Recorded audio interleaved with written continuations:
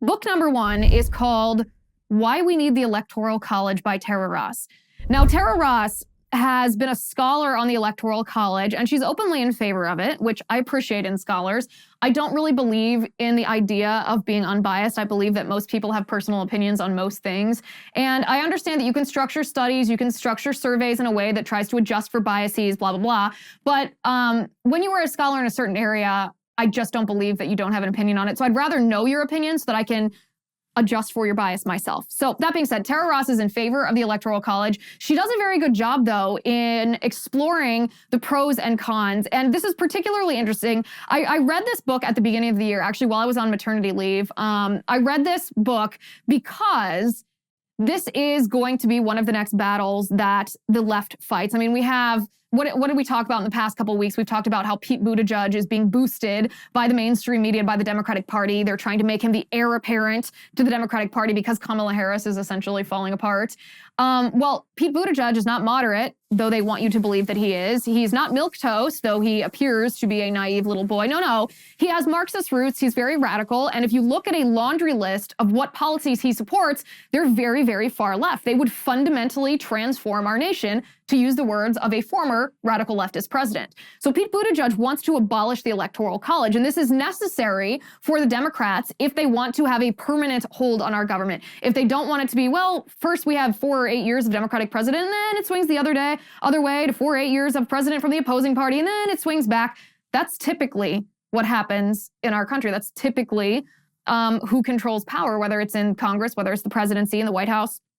It typically goes back and forth. Well, the Democrats proved in 2020 that they want, to win elections by hook or by crook, and they want to get rid of the Electoral College next to help them do that. So I thought to myself, well, I have a pretty good baseline understanding of the Electoral College, but I need a much deeper understanding. I want to know the nitty-gritties. I want to be able to debate the Electoral College with someone who is adamantly opposed to it. I want to understand their arguments, and I want to be able to debunk their arguments, not just in a general sense. I want to be able to say, okay, this specifically is your argument. Here's how it's debunked in the Federalist Papers, maybe. Or this is how it's debunked when you look at this particular election year. This book, Why We Need the Electoral College by Tara Ross, gives you the exact roadmap that you need to be able to do just that. Now, I'm not claiming that I could go up and win every debate on the Electoral College as Tara Ross, I'm sure, can. However, it is really interesting because that's how she lays out her book. She lays out her book explaining not only the history of it and why it was necessary and why the founders chose to create this system versus what would be known as a pure democracy or a direct democracy, meaning, a president just winning by the popular vote of the people nationally. She talks about why the founders laid out this system, this Electoral College, the way that they did.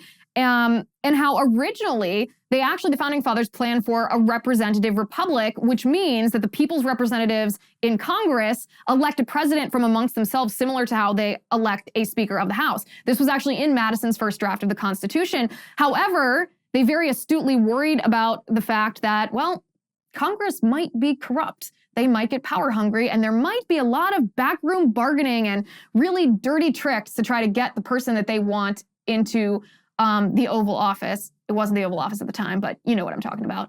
And so they decided to forego this idea of a representative republic because they wanted to avoid those backroom deals. They also wanted to avoid the tyranny of the majority. The tyranny of the majority is mob rule, essentially, and this is inherent to pure democracies. You get this idea, people get whether it's a good idea or a bad idea, whether it violates people's rights or not. But when people get caught up in their emotion, they're very quick to unintentionally give away their rights. I mean, we see this happening with COVID. We see how the fear has caused people to say, okay, you can prevent me from doing business if I haven't been vaccinated. You can shut down my church, because there's no way to social distance. You can force children to wear masks on planes, all in the name of saving lives.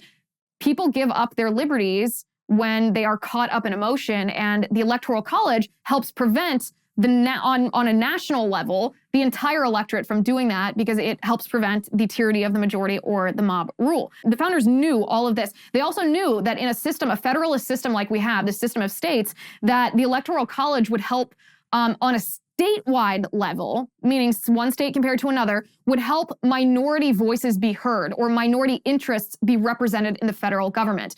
And what would happen or what could happen or what will happen if the Democrats abolish the Electoral College, is states that don't have a concentrated population, their interests won't be represented in the way that, say, New York or California will because of the concentration of population in those states. But when you have one state counting as one state, another state counting as another state, and those states are counted equally, even if it's not exactly equal, proportionally equally, then the interests of a minority state can actually compete with the interests of a majority state, and therefore people all over the country are represented. So this was kind of the history of the Electoral College, and then Tara Ross goes into what's the left's most common argument against the Electoral College, and that would be they claim that it's racist. They claim that the history of when this was being debated was also coupled with the history of the 3/5 compromise, or this very abhorrent sounding part of our Constitution that counted slaves as 3/5 of a person, not an entire person, for the purposes of congressional representation and taxation. And the left intentionally, I don't even think this is just ignorance, I think that they intentionally misrepresent what the debate around the 3/5 compromise was and what it was actually about. They make it seem as though it was about the humanity of the person. And I understand that there's no way to intrinsically divorce it from the humanity of the person.